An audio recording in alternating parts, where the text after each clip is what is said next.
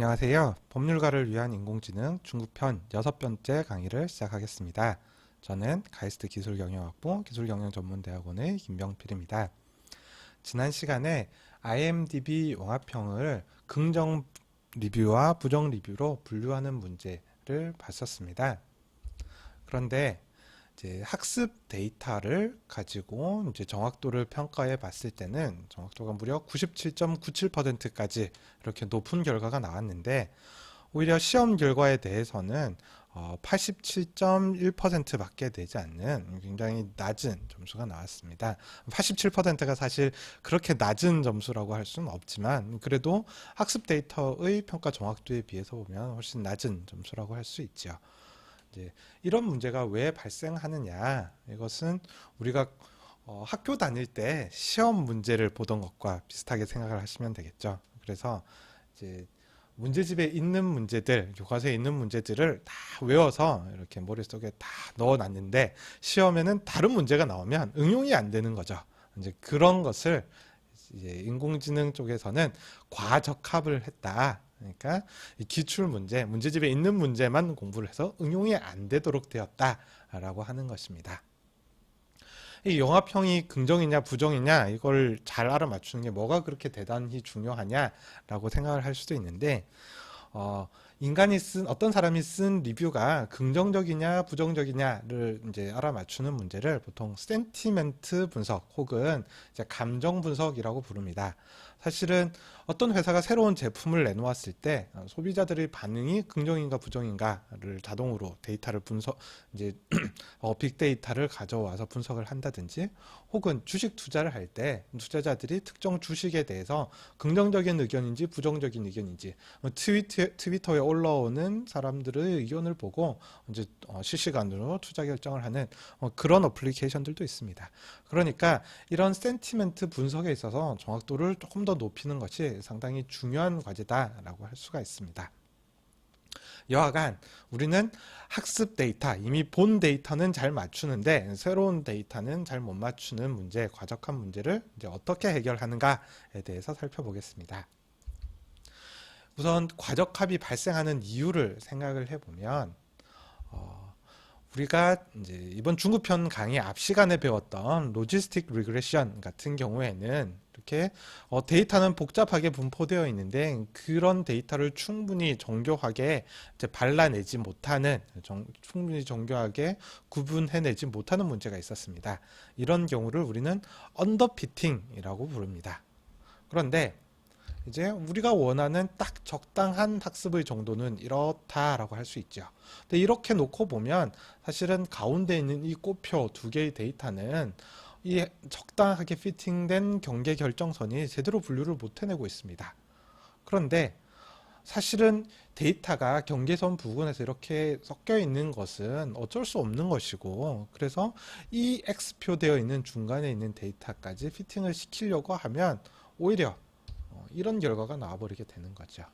그래서 실제로 학습 경계선이 이렇게 만들어지게 되면, 결정 경계선이 이렇게 만들어지게 되면 이게 정확하게 제대로 피팅이 이루어졌다라고 볼 수가 없고, 오히려 학습 데이터에 맞춰서 이상하게 결정이 되었다라고 이렇게 볼 수가 있겠습니다.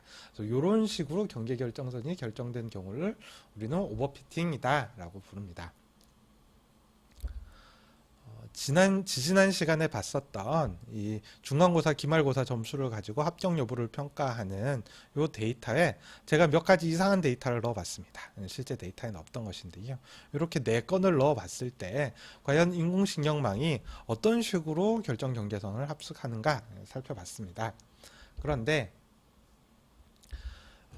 인공신경망의 구조가 비교적 단순해서 이제 히든 레이어가 2개밖에 안 되고 학습하는 파라미터가 이제 150개 정도밖에 안 되는 경우에는 이런 이상한 데이터가 들어갔다고 해도 결정 경계선이 이런 식으로 기존에 있는 경계선과 거의 비슷하게 만들어졌는데, 이제 인공신경망을 굉장히 복잡하게 만들었을 때, 그래서 히든 레이어를 3개를 넣고 학습하는 파라미터를 무려 8,577개를 만들었을 때는 이 데이터는 100개밖에 안 되는데 학습하는 파라미터는 8,000개가 넘는 거죠. 그랬더니 이게 결정 경계선이 이런 이상한 데이터를 다 포괄해서 설명할 수 있도록 이렇게 만들어졌습니다.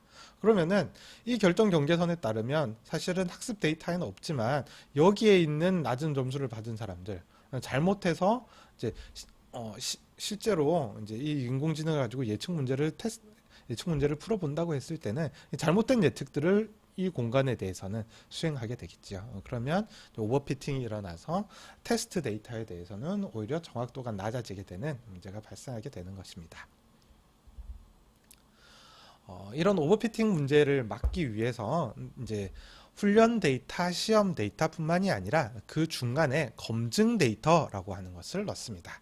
그래서 이제까지 봤던 것처럼 훈련 데이터는 모델을 학습시키는 데이터이고 시험 데이터는 모델의 성능을 평가하는 데이터인데 이 검증 데이터는 이 모델이 그러니까 과적 합이 발생하지는 않는지 어떠한 구조를 만들어야 될 것인지 이런 여러 가지 하이퍼 파라미터들을 결정하는 데 활용하는 추가적인 데이터셋이라고 볼 수 있습니다. 그래서 검증 데이터는 devset이라고도 종종 부릅니다. 그러면 전체 데이터를 훈련 데이터, 검증 데이터, 테스트 데이터 이렇게 세 가지로 어떤 식으로 구별을 하느냐. 종래에는 전체 데이터가 이렇게 100%가 있으면 한 60%는 훈련을 시키는데 쓰고 20%는 데브셋으로 쓰고 나머지 20%는 테스트로 쓰는 게 이제 과거에는 일반적인 규칙이었습니다. 이게 데이터가 뭐 100여 건, 1000여 건, 만여 건 뭐 이런 단계에 있을 때는 이렇게 나누는 것이 일반적이고요. 최근에 이렇게 데이터가 어마어마하게 많아진 경우 몇백만 건, 몇천만 건의 데이터를 가지고 학습한다 라고 할 때는 한 98% 정도 되는 데이터는 훈련을 하는데 시키고 나머지 이제 2% 중에서 1%는 데브셋으로 검증용으로 쓰고 나머지 1%는 또 테스트용으로 쓰는 이런 방식으로 활용을 하기도 하고 있습니다. 자, 그러면은 이제 다시 IMDb 건으로 들어와서 이제 검증 데이터를 어떻게 활용하는지 말씀드리겠습니다. 지금까지 제가 이제 검증 데이터를 활용한다고 했을 때 그걸 가지고 어떻게 한다는 것인지 이제 감이 오지 않으셨을 텐데 이 IMDb 데이터셋은 25,000건의 훈련 데이터셋이 있고 25,000건의 시험용 데이터셋이 있습니다. 그러니까 우리가 이 25,000건의 나머지 시험 데이터를 다시 구별을 해서 그 중에 10,000건은 검증용으로 쓰고 나머지 15,000건은 시험용으로 쓰도록 하겠습니다. 그래서 시험용 데이터 중에서 앞쪽에 있는 10,000개는 검증용으로 떼고요. 뒤에 있는 10,000건, 이 만 땡땡 하면 뒷부분을 뽑는 겁니다. 만 번째 부터니까 15,000건이 되겠죠. 이것은 시험용으로 나눴습니다.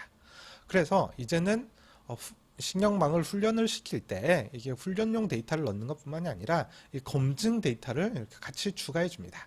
그러면 학습을 할 때 이제 2,500건에 대해서 훈련을 시키고 10,000건에 대해서는 검증을 한다. 검증을 한다는 게 한 순환, 한 에포크에서 학습이 끝날 때마다 이 검증 데이터를 가지고 평가를 해서 정확도가 어떻게 달라지고 있는지를 보여주고 있는 겁니다. 보여주는 겁니다. 그렇게 해서 놓고 보면 학습이 진행될수록 이제 앞에 나와 있는 것은 훈련 데이터에 대한 정확도인데 학습이 진행되면 진행될수록 훈련 데이터에 대한 정확도는 계속 올라갑니다.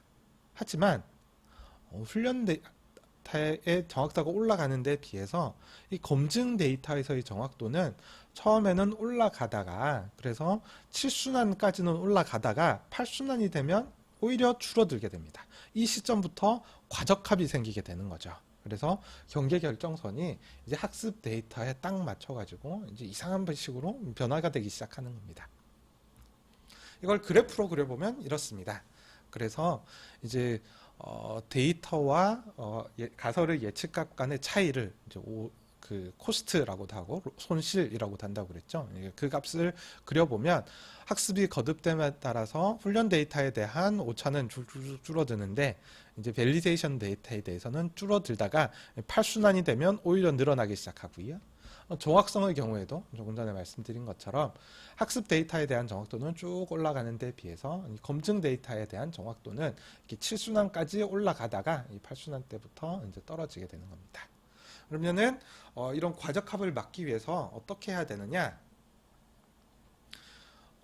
여러 가지 방법이 있을 텐데요. 그 중에 한 가지 방법이 과적합이 발생하는 시점에 추가 학습을 그냥 멈춰버리는 겁니다. 더 이상 학습을 해봤자 훈련 데이터에 대해서는 정확도가 올라가지만 검증 데이터에 대해서는 정확도가 올라가지 않으니까 거기서 학습을 멈추겠다.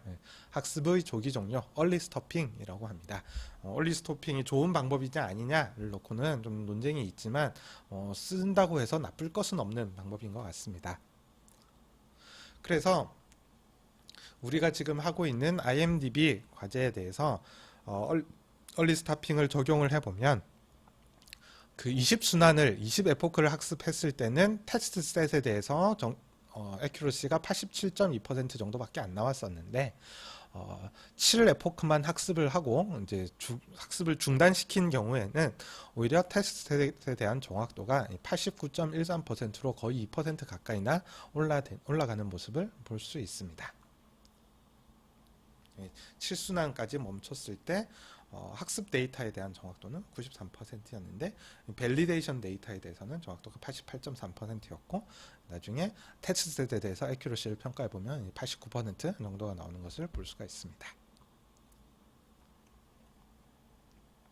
예, 여기 학습에 사용되지 않은 데이터를 가지고 evaluate 함수를 가지고 실험을 해봤을 때 대략 89% 정도 나오는 걸 볼 수가 있습니다.